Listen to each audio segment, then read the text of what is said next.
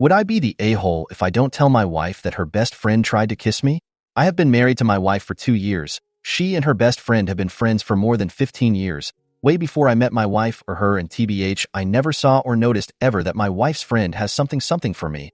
Her friend and I have been alone quite often, and not once did she try to make a move. It has always been platonic. Her friend, I will call her Lynn, for obvious reasons. Lynn and I have been close. Not that close, but close enough to consider each other as friends, and I didn't have a problem with it. Neither did my wife. Lynn visits us almost every week or twice a month, give or take. My wife doesn't drink, but I do, and Lynn does. So whenever she visits us, we both drink and spend time together. Sometimes she brings her boyfriend, sometimes she comes alone. But 2 days ago, Lynn showed up at our home drunk. She was so drunk she couldn't even walk properly. I still am surprised how she drove herself to our place. I asked her to come inside and she was crying so damn much I thought something bad happened to her. I tried to comfort her, but she just hugged me and kept saying that she wished she could find a man like me, and all of her boyfriends dumped her, and kept talking gibberish. I just stood still and let her vent. But suddenly she started kissing me and I was shocked for a moment, but I shook her off of me and asked her what that was about. She said she was sorry and I asked her to stay away. She kept crying and apologizing, but I asked her to stay away. After a lot of talking and her venting, I knew I can't let her drive, so I dropped her off, and when my wife got back she asked me, why's Lynn's car here? I told her everything except kissing part. Since then, Lynn has been texting me a lot and giving me a lot of explanation and begging me to not to tell my wife, and she will not repeat the same mistake, and she genuinely thinks it was a mistake, or so I think. She keeps saying that if I do tell my wife she will lose her best friend. I haven't replied to her yet, and I didn't tell my wife either. But I am kinda scared right now. On one hand, I don't want my wife to lose her best if she really has made a genuine drunken mistake, because she was really fudging drunk, but on the other hand, I shouldn't be hiding stuff from my wife, and if it ever comes out, my wife will probably stop trusting me. I am kinda stuck here. I know she will be hurt, but should I hurt her? It's no affair or sleeping if she was under the influence. And if we can bury it all up and move, and in me and Elle stay away from each other going forward. Relevant comments. Commenter 1. Ida, you should have told your wife everything. OP, yes, I agree, and I still want to. I feel bad. It's like I am cheating or something. That's the way I have been feeling. But I was thinking, if Lynn has genuinely made a mistake, then I shouldn't break her and my wife's friendship as long as we stay away from each other going forward. I know my wife wouldn't take it well. She would be devastated if she found out. She trusts both of us and I want to spare her the suffering if I can, which is why I withheld. This is so confusing, TBH. I shouldn't have let Lynn inside. Just dropped her off to her place and called it a day. Commenter 2. NTA. But you have got to tell your wife. Otherwise, you won't ever be safe again alone in a room with Lynn. If you let this slide, she will only get bolder. Whether your wife doubts your story or accepts it, everything is better than living the rest of your life in fear of being assaulted again and then be seen as the wrongdoer. OP, I will never ever share a room alone with Lynn. I will keep my distance from her and minimal contact. But the only thing I am concerned about right now is how my wife will react. Commenter 3. It's hilarious you think your wife won't already be pissed that you kept it from her for a week. Keeping secrets about who kisses you from your partner isn't a good idea. Commenter 4. White EA. You are not making your wife lose her best friend. You are simply giving your wife the necessary information she needs to make a choice she is entitled to make. Your wife is perfectly capable to weigh all the excuses you are making up for her friend. She was drunk. She apologized. She was lonely herself and can choose to forgive her friend if she wants. She doesn't need you to take that choice away from her. Also, save a copy of all her friends' messages right now so she can't spin it as you instigating the kiss. Update 1. I decided to tell my wife everything. I thought about it a lot and decided that I should tell her everything instead of hiding it. TLDR. My wife's best friend showed up at my place. She was very drunk. I helped her, but she was so drunk she kissed me, but she couldn't even walk properly, so I dropped her off. I told my wife everything except that her friend kissed me. So after a lot of thinking and finding a way to get past all this, I decided to tell my wife. When I told my wife everything, she was pissed, angry like never before. She asked me why did I hide it from her, why I didn't tell her. I said I was scared. I hoped that I could hide it all, and I didn't want you to lose your lifelong friend over a mistake, but then I realized that if I continue to hide the truth from you, I might end up losing you, and I don't want to lose you. My wife asked me if I ever cheated on her. I said I never cheated and never will. She started crying and said, how can I betray her when she trusted me so much? I hugged her and said I never betrayed her and will never betray her. I am coming clean cause I don't want to lose you. I was as shocked as you are right now when she kissed me. My wife, after she stopped crying, said that I am not allowed to talk to any of her friends and I am to stay away from other women except our family members. My wife also asked me to block Lynn. When I asked her what she will do, she said it's between her and Lynn and I don't have to worry about it. She demanded open phone policy and complete transparency from me. I agreed. She said if I ever try to hide anything from her, no matter what it is, she will leave me. I agreed because I don't ever want to hide anything from her. I don't know what happened and what both of them talked about, and my wife wouldn't tell me either. All she says is none of my business. She's still super pissed at me, and I try my best to make her happy and ended up doing embarrassing private stuff for her, which I never was, and still uncomfortable to do so, but at least my wife is happy. I do not know what else I could have done, but I tried my best and gave it all. I came clean, told her everything, did everything she asked from me, and tried my best to please her. She's still angry, but at least she is with me and isn't leaving me unless I make another stupid-ass mistake. Relevant comments. Commenter 1. Why is she pissed at you? You literally didn't do anything from what you've written here. I think it's time for couples counseling to address why she's blaming you for her friend's betrayal. OP. Probably because I didn't tell her the truth and tried to hide it from her. I don't blame her. Commenter 2. What does kiss mean in this context? A quick peck on your cheeks or a long kiss on the lips with more involved? Crucial info regarding why she is mad at you. OP. She was drunk and kissed me on lips until I pushed her away from me. I dropped her off to her because I couldn't let her drive when she couldn't even walk properly. Commenter 2. That doesn't really explain the expectation that you have no contact with women outside the family. She's taking this a bit too far and trying to address the bad behavior of others by controlling you. OP. Yeah, I know she's taking it too far, but can I blame her? She's obviously hurt cause she trusted me and her friend to the point she was comfortable with us both spending time together even when we are alone. At best I can do right now is agree to her demand until my wife calms down. I tried to hide it from my wife, but I was scared that it might blow up in my face. And now that I came clean, it still blew up in my face, so best I can do is let her calm down, and until then I do what she asks. Way better than losing my wife for something I didn't even do. Story 2. Am I the a-hole for telling my son's stepdad that he's not and never will be a father to him and starting a screaming fight? I, 31 male, have split custody of my son, Marcus, 12 male, with my ex, Lena, 30 female. Lena and I split up shortly after he was born and stayed friends, but have been less communicative since she married Eric, 42 male, 4 years ago. We have had disagreements. I don't approve of certain things they've been doing, and they think I spoil him, but until recently we managed to keep things civil. Marcus is a great kid and I love him. He's smart, funny, and caring, and he's taught me so much about being a human. Having him saved my life and changed it for the better. He's also more or less my only family, so I really treasure him and our time together.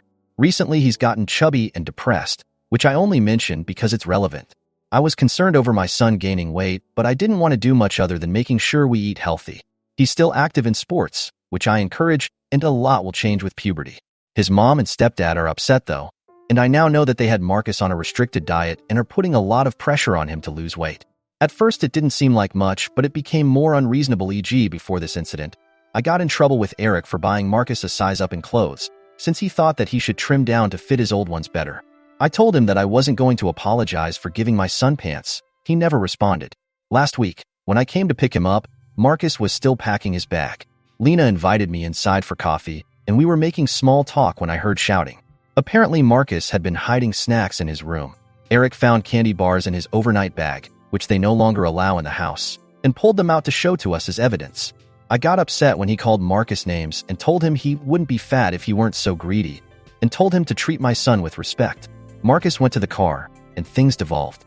I said the thing in the title, called him a bully, and a lot of expletives got thrown around. I didn't hear from Lena until later when she texted to tell me that she was furious with me. I was still reeling from everything, so the conversation is a blur. I tried to tell her I was sorry, but that I couldn't understand why she would allow him to treat Marcus that way. She told me that while it was a bit much, Marcus broke their rules and Eric was right that he should lose weight. She also told me that I don't know anything about the disrespect Marcus gives them, that I only experienced the fun parts of being a parent, and accused me of encouraging bad behavior that she has to deal with. I had a talk with Marcus and told him I love him and he has nothing to be ashamed of. He seems better, but I'm not looking forward to taking him back to his mom's home. I know I made things worse and I should have removed myself from the situation, but I wouldn't feel right if I didn't at least stand up for my son. Ida? Some of OP's comments. Custody agreement. OP, custody is 50-50 every other week, and it's more even now, but my ex has taken him on several times when work or school got out of hand for me, so he's been with her more on average. I owe her for that and I want to make it up to her, but I need to reflect on and talk to her about the idea that I'm the fun parent and how I can fix that. That being said, it's kind of a secondary concern, RN, considering what's going on with my kid. I didn't think it was that weird and probably underestimated the issue based on my judgment of my child's weight changes being normal, but I should have picked up on other red flags. If this is what's happening in front of me, I fear it's very likely much worse, and just making my home a safe space for my kid isn't enough. What I'm getting from this situation is that I really need to talk to a bunch of professionals. Commenter, NTA. Your comment about being in trouble with Eric concerned me deeply. You are Marcus' father, not Eric. It is Eric who should be in trouble with you for daring to criticize buying larger clothes for Marcus. I doubt screaming will do any good. Eric sounds like a bully. Suggest you speak with an attorney and put Eric in his place.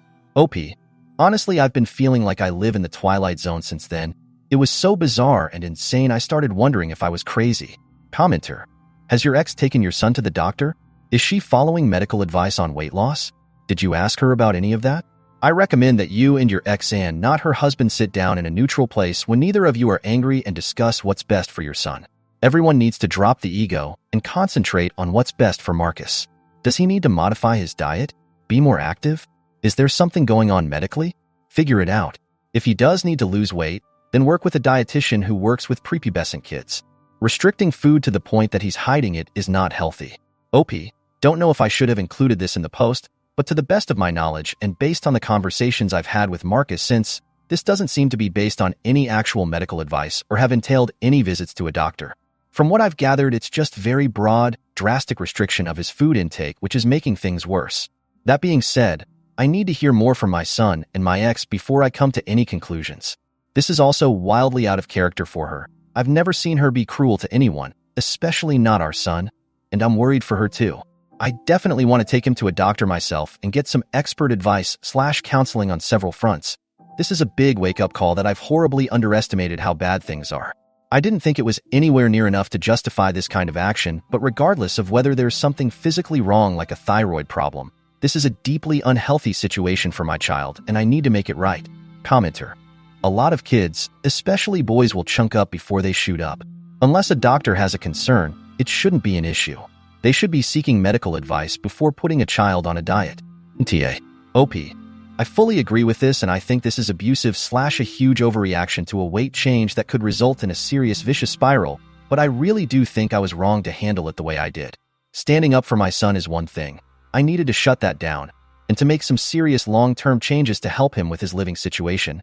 But letting that spiral into an out-of-control fight with another adult who is still very much one of his guardians isn't going to help him. Commenter. I think they all suck because they could put their differences aside and talk about the situation in the best interest of the kid instead of yelling at each other and having two different parenting styles. OP. After reading through this, I definitely fudged up that interaction. Standing up for my kid is one thing, but not removing myself from the situation before it escalated and letting it devolve like that is another, and it doesn't help my son. I'm definitely a lot more upset at his stepdad than I realized, and it's been building for a while. I do think my son's right ahead of a growth spurt / that it's not an abnormal or concerning amount of weight, and that's why I wasn't worried. But I need to talk more to my ex. I care about her, and I very much want to have a discussion with her, but navigating her husband is going to be difficult. It's hard for me not to see his behavior as really cruel and bizarre. Either way, I have a lot of work to do. Do you discipline him at all? OP. Discipline? I honestly don't know what I'd discipline him for. I don't want to be a dad who considers my child above all wrongdoing, and I do want to hold high standards for my kid and teach him the right values. I've been questioning how well I do that after what my ex said, but he's really well behaved with me and makes a point to help care for our home and make my life easier when he's in my custody, so I haven't seen it personally. If he's acting up with his mom or anyone else, I do want to intervene and tell him that it's not okay to be disrespectful, but this is the first time she's complained about him to me, and in light of his stepdad being like this, I can't help but think that if he's acting out with them, it's not actually because of anything wrong with him. Mini update in comments, 2 hours later. Hi all. This is a lot of responses very fast, and I thank you for the support, suggestions, and the brutal honesty. I do think I was wrong to escalate the situation and not remove myself sooner. There's a lot of things I need to do as a father, and I value all of your feedback. I do want to respond to something. I've had a few people in the comments tell me that Eric is my son's other dad by virtue of being in that house and married to my ex, but I guess my problem is that I don't think he should be. I would be more than happy to welcome another parental figure in my kid's life. I don't think I have a monopoly on being dad or anything, but as it stands, my child hates and fears him, and I do not think anyone who does that to my child deserves to call themselves his parent. I felt the same way about my bio parents, and I refuse to acknowledge them as my family. So I guess that's where that comment about him not being my son's dad came from. That being said, I know I'm in the wrong for shouting at him out of anger instead of trying to be the adult, and this does nothing to help my son. I also don't want anyone blaming any of this on my son or suggesting that he's being a dick to his mom and stepdad. He's 12 and children act out of distress when adults treat them poorly or fail them, myself included. He's the only person in this situation who's not at fault. I will keep trying to talk to my ex, get counseling for my son, and seek out legal advice. OP clarifies. Commenter. If you're in Europe/UK, generally they take children's rights more seriously than in the USA. OP. I am from Europe, but I'm not optimistic. I know it's a different time, but I grew up in a truly terrible home and was failed pretty badly by the system, even being from one of the best countries for children's rights. If I want things to be right for my son, I need to take care of it myself. OP is voted NTA. Update. Thanks again for your responses. I am in touch with social services and filed for emergency custody since I don't see a non-legal way forward. Many pointed out the way my Lena and Eric treat my son would push him towards disordered eating, or it could be malnutrition. Unfortunately, it seems to be some degree of both. I learned more what they let Marcus eat, 900-1000 cal/day versus recommended 2,500 for active preteens, which pushed him to sneak food. The humiliation is also constant behind closed doors. I fear there's more he's afraid to tell me. He's physically okay, according to pediatrician, but hurt.